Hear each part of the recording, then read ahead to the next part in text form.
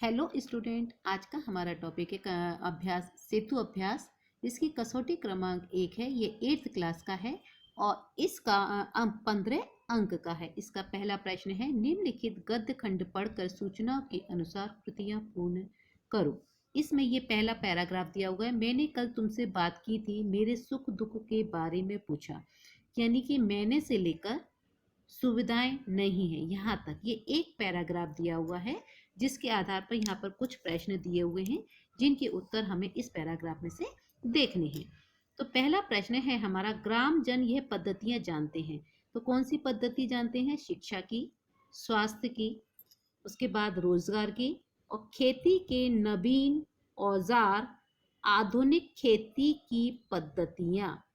खेती के नवीन औजार, आधुनिक खेती की पद्धतियां, ये पद्धतियां ग्रामजन जानते हैं।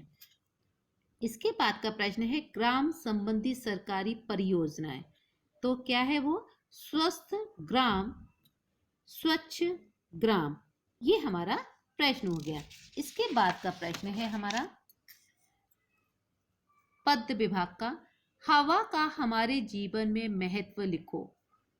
इंसान खाना और पानी के बिना कुछ दिनों तक जीवित रह सकता है, लेकिन हवा के बिना जीवित नहीं रह सकता, क्योंकि हवा से हमें ऑक्सीजन मिलता है जो हमें जीवित रहने के लिए अति आवश्यक है। ये हमारा उत्तर हो गया हवा का हमारे जीवन में महत्व का। इसके बाद का प्रश्न है, गुलाब के फूल का वर्णन करें।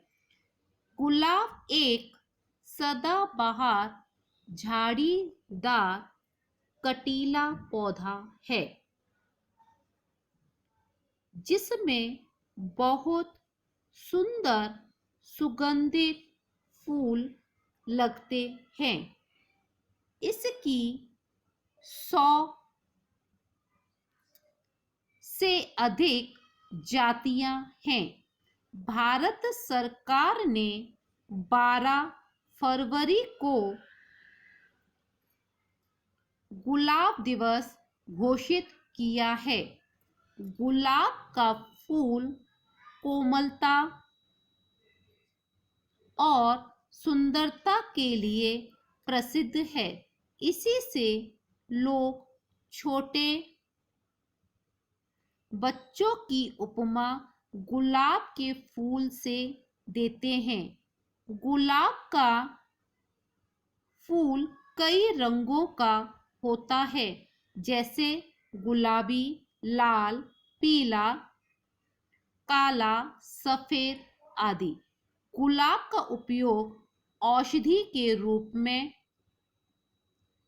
भी किया जाता है। गुलाब से गुलकंद, शरबत, इत्र आदि बनाया जाता है। इसलिए गुलाब को फूलों का राजा कहते हैं। ये हमने गुलाब के विषय में विवरण दे दिया। इसके बाद का है प्रश्न, पसंदीदा का अपनी पसंदीदा कविता की 5 पंक्तियां लिखो। तो यहाँ पर आपको जो कविता पसंद हो उस कविता की 5 पंक्तियों को आप लिख सकते हो, जैसे कि फूल और कांटे की 5 पंक्तियां आप यहाँ लिख दो। इसके बाद है व्याकरण विभाग। अधोरेखित शब्दों के लिए लिंग बदलकर वाक्य में प्रयोग करो। चाचा जी सदैव मेरा मार्गदर्शन करते हैं। तो यहाँ पर आ जाएगा चाचा की जगह क्या हो जाएगा? चाची जी, क्योंकि हमें लिंग बदलना है। लिंग बदलना है इसलिए यहाँ पर चाचा की जगह क्या हो जाएगा? चाची। तो चाची जी सदैव मेरा मार्गदर्शन। अब वो लिंग बदला है तो मेल की जगह फीमेल हुआ है, तो फीमेल का हम यहाँ पर क्रिया भी फीमेल कर देंगे। तो मार्गदर्शन करते की जगह क्या हो जाएगा? मार्गदर्शन करती हैं।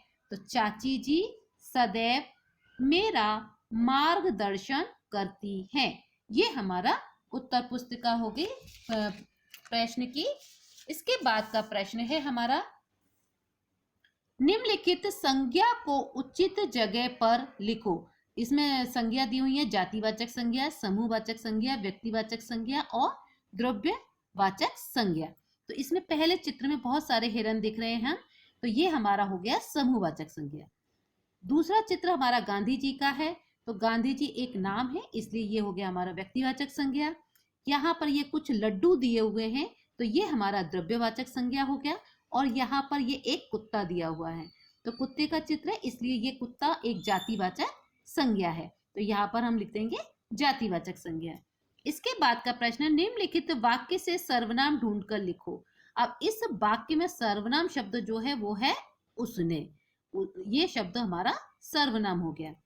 उपयोजित लेखन, नीचे दी हुई कहानी के चित्रों का उचित क्रम लगाओ। अब जैसे पहले चित्र में हमने देखा बहेलिये ने जाल बिछाया, तो ये पहला क्रम ही होगा यहाँ पर।